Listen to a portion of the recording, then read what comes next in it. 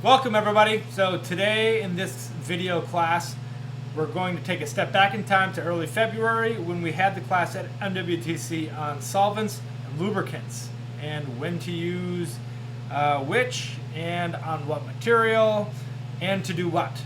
So let's quickly just run down the line here on our scale. Actually, before we do that, let's briefly discuss the difference between solvents and lubricants. So solvents are solutions of chemicals that dissolve stuff. That's why they're called solvents, dissolving things. So solvents are mainly used to clean objects. Most of these solvents can be used to clean pretty much anything.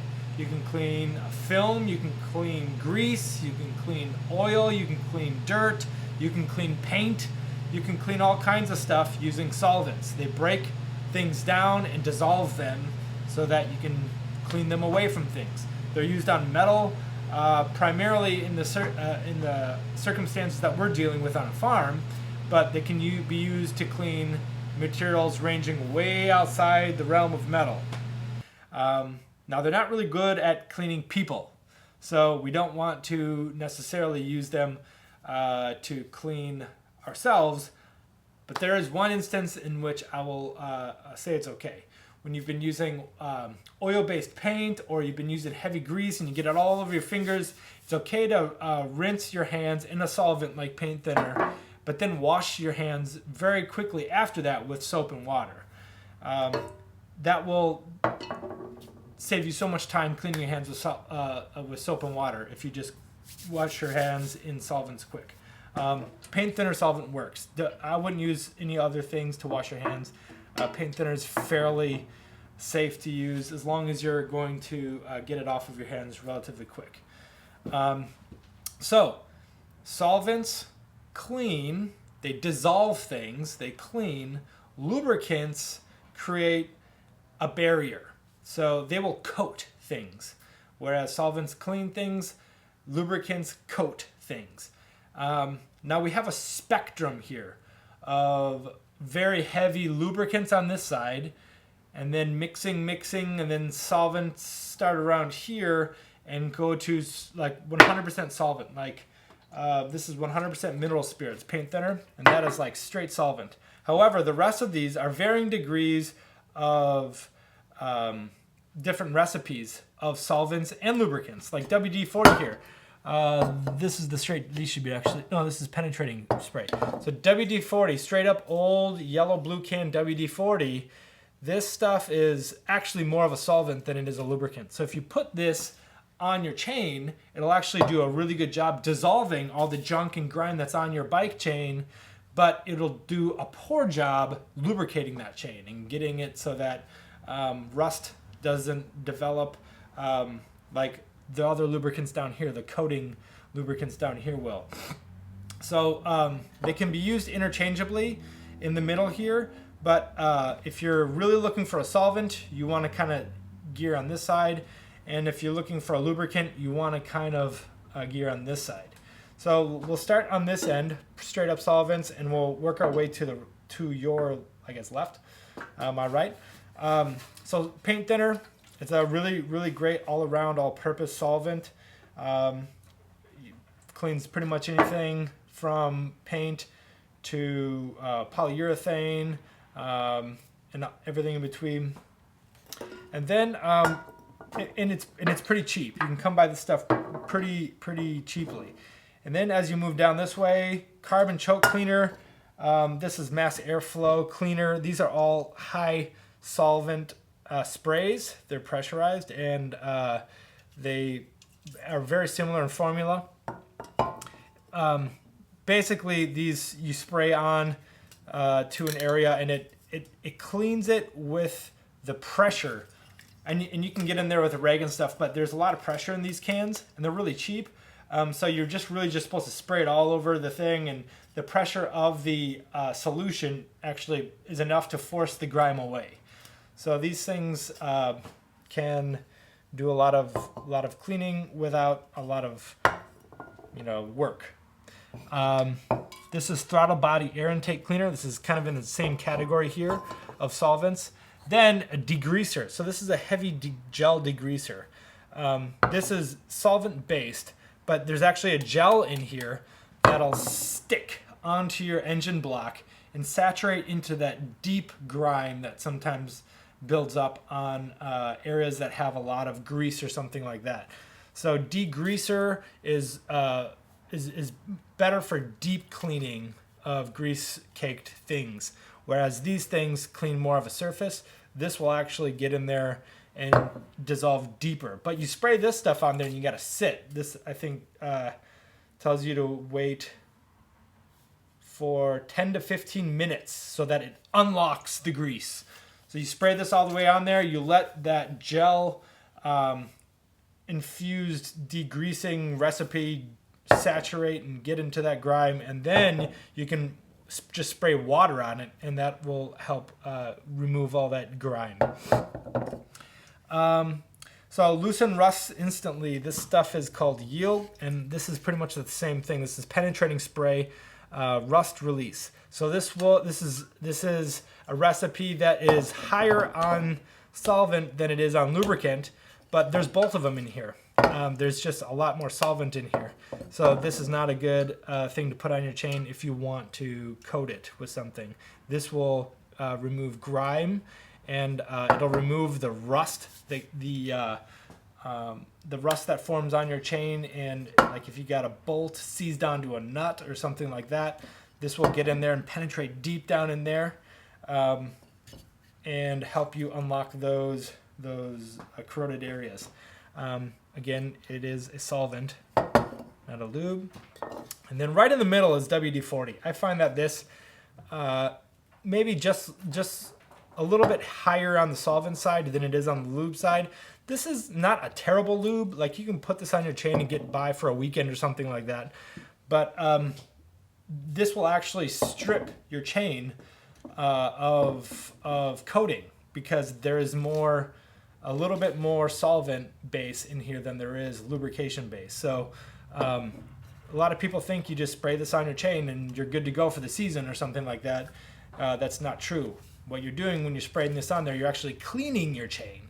You're dissolving all the junk that's caked onto your chain, and you're exposing the raw metal of your chain or any surface that you're dealing with. So if your intention is to protect and preserve whatever you're working with, don't use WD-40. This is a good cleaning degreaser solvent.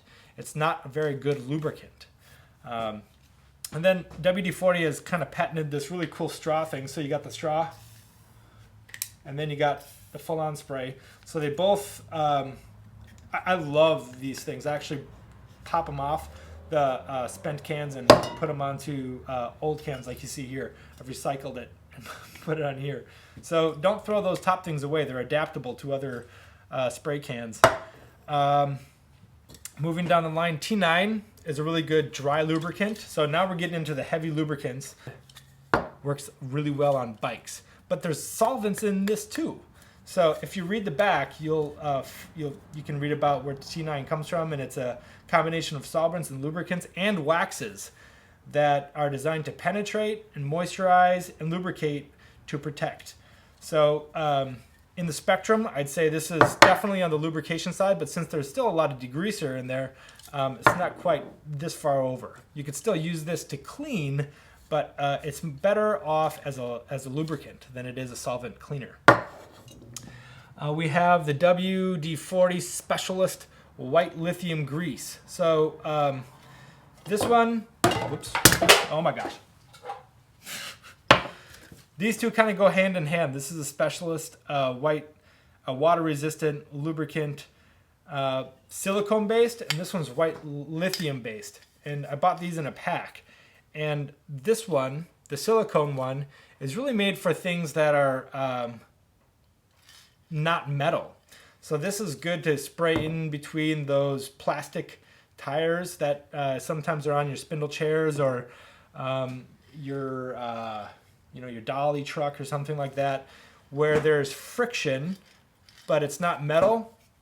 Silicone lubricant does a really good job on that. You can use this on metal. It's fine on metal, But if you're going to use something to lubricate a non-metal surface, use silicone before you use lithium or any of these other things. Silicone has a tendency to just last a lot longer.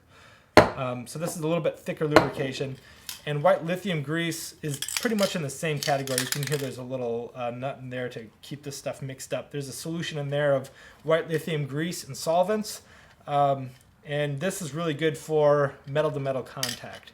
So this is white lithium grease spray. It's different than, say, I'm going to jump over a few here. This is white lithium grease. So comes in these jars, and you can see, in fact, it is not white, it is blue. That's just because they put a coloring agent in there. This is marine grease. This white lithium marine grease that's been tinted blue, so you can see where it is better. And you put these into the zerts. You can watch the zert video and see how you can apply this to zerts. This one, though, is not made to go in a zert gun. This is made for hand packing.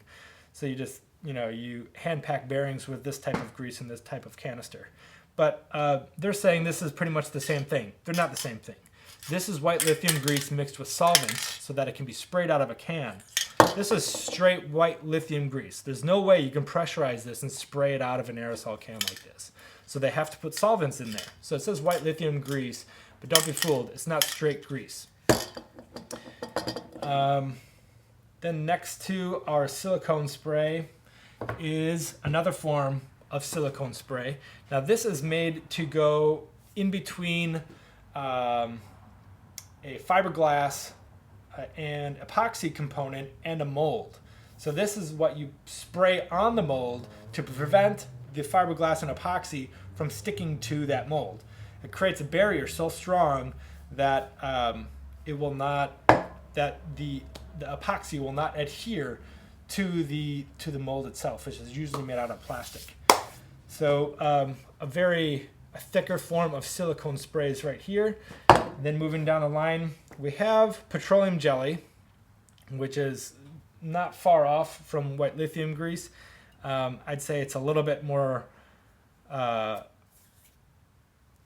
viscous, so it's not quite as sticky, or this would be a little bit more runny, I guess I would say, than the marine grease. So I have this before it. They're both pretty much 100% lubricant, though. There's no solvents mixed into here. It's 100% petroleum jelly, which is a lubricant. And you can use this kind of how you use the marine grease, kind of interchangeable. Put it on your hands, rub it on the gears and all kinds of stuff. This right here is super oil. This is probably something you found in your grandpa's, or grandma's kitchen drawer, or in the wood shop. This stuff has been around forever, and it's all-purpose lubricant. And you can put it on a squeaky pair of pliers, or you can coat the entire metal pliers, and it'll protect it from oxidation, and it'll also prevent it from squeaking and allow for a lubricated surface. So this stuff is just basically oil. And next to that, I just have bar and chain oil. And that's the stuff that we talked about in the chainsaw video. This is the stuff that you actually pour into the reservoir of the chainsaw. It's a lubricant. You can use it on way more stuff than just the chainsaw. I have a bottle of it next to my drill press that I use to get the cut going on metal cuts with drill bits. So that ranges the gamut. We got solvents over here made to dissolve things and clean, and we have the lubricants on this side made to lube, create a barrier between the raw metal or the raw surface and the elements like water, oxidation, sand, dirt, grime, all that stuff. So when used properly, you can really maintain and extend the lifetime of your tools. Thanks.